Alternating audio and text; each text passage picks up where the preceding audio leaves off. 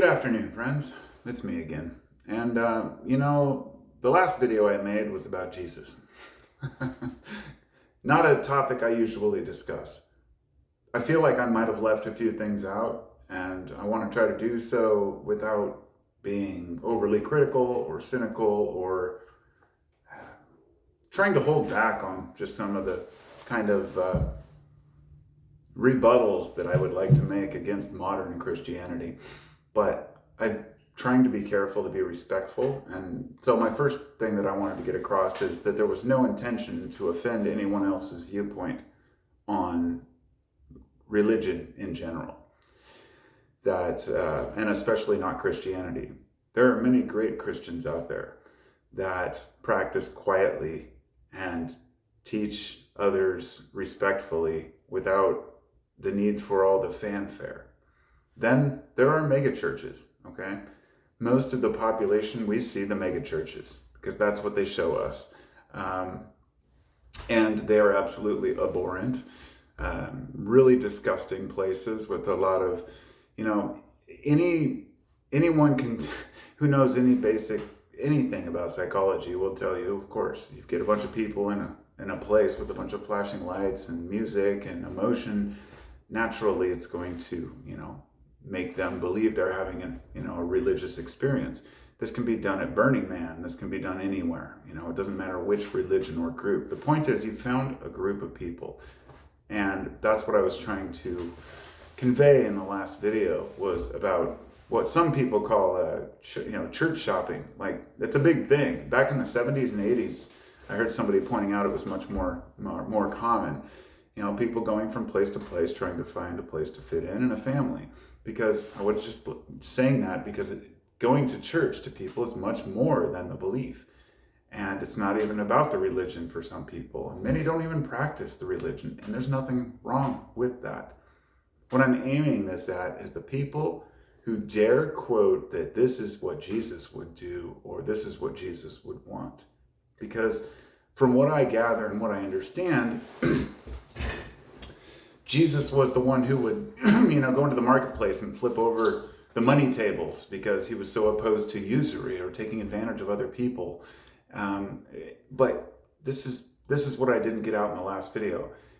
We could sit and debate dialogue and interpretation for, days, weeks, months, right? People have been doing it for 1,000 years. This is why there's so many different sects of religion. This is why the Protestants, the Protestant Reformation was leaving the Catholic Church because they were literally Protestants, as in protesting against the Catholics and their grim view of Jesus and God. And there are people who see Jesus as this, or rather Christianity as this, happy dancing religion, and others who see it as a very grim thing indeed. And if you look a little bit into, if you've ever been to a Catholic funeral, you'll know what I'm talking about. But not just that, but the amount of guilt that's put into people. And I mentioned that previously, but Jesus himself is the topic I wanted to try to stick to on this video. Himself, itself. Jesus could be many different beings if you choose. As I mentioned, Hermes Trismegistus, or the thrice times greatest, very similar story, born of a virgin. The three kings, the three stars. You could go into metaphors. You could go into, maybe it's this, maybe it's that. Maybe Jesus existed. Maybe he wasn't, crucified. Maybe this happened instead. This is getting caught up in words. And if you've ever had a direct divine experience, that would be gnosis. But it's only gnosis if you allow it to, rapture you in a way. The experience can come out of the blue. It can be, of course, inspired by certain psychedelics, other experiences, meditation, fasting, whatever it might be. But let's just say the moments of clarity, when they come, they are so real, they're more real than reality. And yes, if you really ask to experience that Christ consciousness, you can, but it comes in many different forms. And one of the most embarrassing things about Christianity is when they dismiss everyone else as being any other belief system as being primitive or primal. And I would just like to say, if you are a Christian and, for example, you think that Buddhism is a lesser, more primitive belief system, right? That eventually the Buddhists will come around to understanding that Christ is the answer. How does it feel to know that in Judaism, they believe that you're the idiot and that Jesus was just another guy, just another prophet, not the Son of God, and that eventually all Christians will come around to serve, the Jews in Israel? They have their own stories. In that sense, Zionism or Judaism in general, really, in my belief, is a toxic belief system as well. Any system that puts their people on a pedestal above others really misses the message. And the reason I know this is because of my direct experience. Because asking the universe, what are the true answers? You can get many.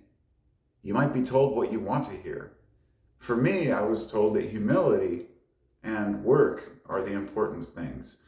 That you are judged by your works and your actions and how you behave and treat other people.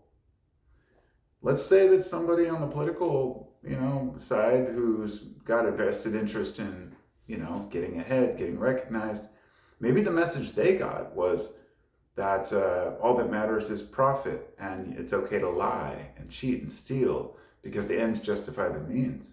Now, I don't believe they were really told that, but let's just say if that's the message you're getting from your Jesus, maybe you just don't realize when you've, encountered your own demons. In other words, there are false prophets and false teachings. How do you know that you aren't victim of one? How do I know I'm not victim of one? Because I don't follow a teaching. I read many, I try to understand them, but realize that none of us can ever know the full answers, the full breadth and depth of all of this. And that's okay. But what we can do is come together on some of the basic principles that are intertwined within all these systems, which is take care of the less fortunate, help the weak. I don't know if any of you wouldn't help an old lady across the street or hold the door for somebody who was in a wheelchair. We all do it because we care. But if that guy in a wheelchair is across the world and he's a different culture, maybe we wouldn't give a shit. Or, maybe it's okay to bomb these people because we don't know them. I'll never accept that as normal. Anything that affects other people's lives negatively is something I try to avoid, and I think that that is the ultimate connection we can have with God. To try to, look, you can go out and do all the charity you want and physical help. That's not what I'm talking about. That's not required. It's the intention. If we all have good intentions in our daily encounters, and we never try to pull one over on somebody or get a deal or lie to somebody just because we can, the world could be an amazing place. And that's what I think is living within, a religious boundary, is to actually follow principles that benefit all people, not just a small group hoping that they can get into heaven and have some favoritism. Because I don't think it works that way. But that's just me. What do I know? Much love to you all. That's about as much as I can cover on this topic. I'm in the process of writing a long paper about this, which years down the line I might end up sharing. But for all the people who speak of a religious revival going on right now, what it really is a religious reckoning. And a lot of priests and pastors coming out of the woodwork and saying, whoa, this isn't what God wants. This isn't what Jesus was about. Quit using that title. If you want to create your own religion and you want to call it, say, MAGA, then do it. But it has nothing to do with Jesus. Nothing at all whatsoever. Of course, I had to throw that in at the end, didn't I? It's the best example I could come up with off the top of my head. There are many different little groups that people try to start that they use religion as kind of their backing, but no, I see right through it. Corruption is corruption. Take care.